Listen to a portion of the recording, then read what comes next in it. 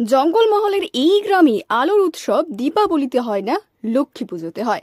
প্রত্যন্ত গ্রামের লক্ষ্মী পুজোর বাজেট শুনলে চমকে উঠবেন, প্রায় 18 লক্ষ টাকার কাছাকাছি। আর এখানে ঘট উত্তোলনকে কেন্দ্র করে চলে বিশাল সমারোহ। জানেন এমন জাঁকজমকপূর্ণ ও আড়ম্বর পুজো কোথায় হয়? পুজোর ঘট উত্তোলনের সময়ে প্রতি বছর বিশেষ আতশবাজির প্রদর্শনেরও ব্যবস্থা করে হারদার লক্ষ্মী পুজো কমিটি। সোমবার রাতে আতশবাজির প্রদর্শনী দেখতে ভিড় জমান কয়েক হাজার সাধারণ মানুষ।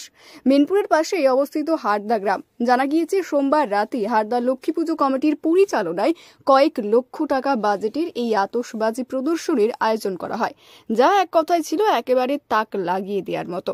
বাজিগুলির মধ্যে বিশেষভাবে চোখ টেনেছে বিশাল উচ্চতার কদম গাছের বাজি ও চরকি আতশবাজি। এছাড়াও বিভিন্ন রং বেরঙের তুবড়ি বাজির প্রদর্শন হয়।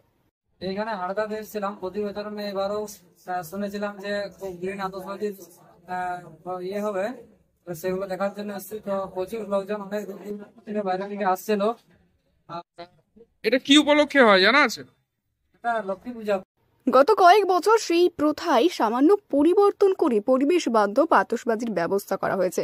প্রাকৃতিক দুর্যোগকে ঘিরে গত 2 দিন আগে পর্যন্ত কমিটির মধ্যেই ধোঁয়াশার সৃষ্টি হয় এই বিশাল আয়োজনকে ঘিরে।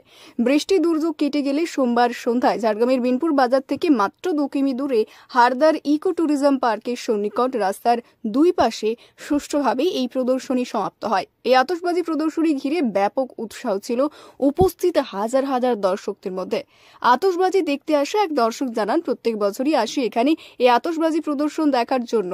এবছর এসেছিলাম অন্যান্য বছরের তুলনায় লোক সংখ্যা বেশি। বিভিন্ন এলাকা থেকে কয়েক হাজার মানুষ আতশবাজি প্রদর্শনী দেখার জন্য ভিড় জমায়। তবে সাবধানতা অবলম্বনে সমস্ত রকম ব্যবস্থা গ্রহণ করেছিল বিনপুর থানার পুলিশ প্রশাসনের পক্ষ থেকে, যাতে এই আতশবাজি প্রদর্শনীতে কোনো রকম অপ্রীতিকর ঘটনা না ঘটে সেই দিকে লক্ষ্য রাখছিল বিনপুর থানার পুলিশ। ঘটনাস্থলে এসে নিরাপত্তার বিষয়গুলি খতিয়ে দেখেন বেলপাহাড়ির এসডিপিও। এখানে লক্ষ্মীর সাথে পূজিত হয় সরস্বতীও। এই পুজো উপলক্ষে বিভিন্ন জায়গায় কর্মরত পরিবারের সদস্যরা একজোট হন। এখানে লক্ষ্মী পুজো একদিনেই নয়, টানা 5 দিন ধরে হয়। 7 দিন ধরে চলে নানা সাংস্কৃতিক অনুষ্ঠান। সাহা মণ্ডলদের পারিবারিক পুজোই এখন সর্বজনীন পুজোর আকার নিয়েছে। এখানে স্থায়ী লক্ষ্মী মন্দির তৈরি হয়েছে। আশ্বিনের কোজাগরি পূর্ণিমাকে ঘিরে হারদা গ্রামে পুজো উৎসব চলে। প্রতিপদের ভোরে পুজো শেষ হয়। কৃষ্ণ তৃতীয়ায় ঘট বিসর্জন হয়। কৃষ্ণপক্ষের ষষ্ঠী তিথিতে প্রতিমা নিরঞ্জন হয়। তারপর কাঠামো তুলি রাখা হয়। প্রতি বছর একই কাঠামোই প্রতিমা গড়া হয়। ঝাড়গ্রাম থেকে তন্ময়নন্দীর রিপোর্ট, লোকাল 18 বাংলা।